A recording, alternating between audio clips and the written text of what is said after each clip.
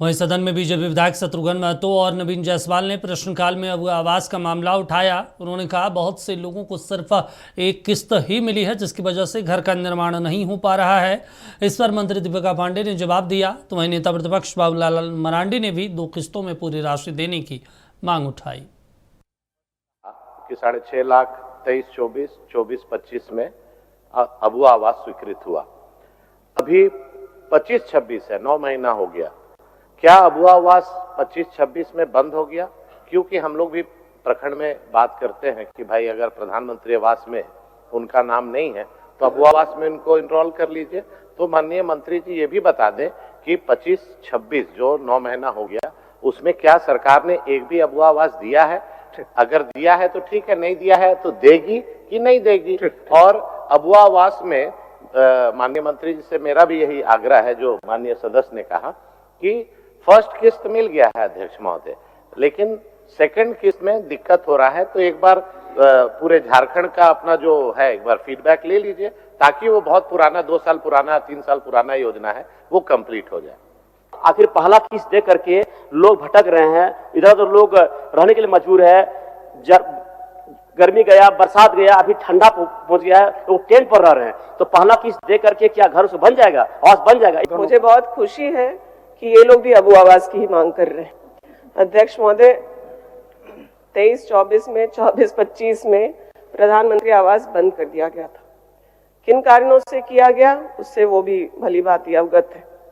मैं माननीय सदस्य जिनका सवाल था उनसे कहना चाहती हूँ कि सरकार किसी योजना को चलाती है तो सिर्फ वो एक तरफा नहीं चल सकता है। अगर हम किसी को सहयोग कर रहे हैं मकान बनाने के लिए, तो उस लाभुक को वो मकान बनाना पड़ेगा। प्रशासनिक पदाधिकारियों के माध्यम से, लाभुक के माध्यम से ये प्रयास किया जा रहा है कि लोग अपने आवास को पूर्ण करें। और जो आपने आंकड़े दिए हैं उसमें आपको यही बताना चाहूंगी कि इस वर्ष हम लोगों ने प्रथम किस्त मात्र 1281 लोगों को दिया है।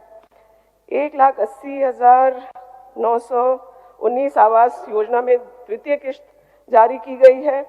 1,27,390 आवास योजना में तृतीय किस्त भी दिया गया है और 37,000 कह लीजिए आवास योजना में चौथे किस्त की राशि विमुक्त की गई है। जैसे जैसे लाभुक अपने आवास को पूर्ण कर रहे हैं, हम लोग उनकी जो राशि है उसको जारी कर रहे हैं। और कहीं कोई व्यक्तिगत कुछ मामले हैं वो आप हमारे संज्ञान में लाएंगे तो उसको हम लोग जरूर करेंगे। हमारे इतना ही कहना है मंत्री जी से कि आप कितना किस्त में देते हैं, आप क्यों नहीं करते, आप 2 किस्त में दीजिए, ताकि लोगों को स्पष्ट रहे कि हाँ भाई लिंटन तक घर बन जाए तो अब पहला किस्त आप शुरू में दे दीजिए, लिंटन तक बन जाए तो ढलाई के लिए लास्ट किस्त दीजिए। 2 किस्त में आप बनवाइए। और इसलिए मैं कह रहा हूं, जब अलग राज्य बना था उस समय हम लोगों ने यही व्यवस्था की थी। पहले के जमाना में इंदिरा आवास बनता था तो ऐसे ही कई किस्तों में होता था, मकान कभी पूरा नहीं होता था, बेचारे लोग दौड़ते रहते थे, यहाँ वहां ऑफिस दौड़ते रहते थे। लेकिन 1-2 कठोरता से आपको तय करनी पड़ेगी, नहीं कि हम 2 किस्तों में लाभुकों को हम पैसा देंगे, 1 किस्त में इतना तक और 1 किस्त में इतना के बाद हम देंगे, ताकि वो मकान बना सके आराम से। यही मेरा सुझाव है सरकार से। अब सरकार अगर इस सुझाव को मानेगी तो मुझे लगता है कि जनता की भी समस्याएं कम होगी और समय पर लोग बना पाएंगे। और नहीं तो ये 4-5 किस्त चलते रहेगा और फिर बन नहीं पाएगा।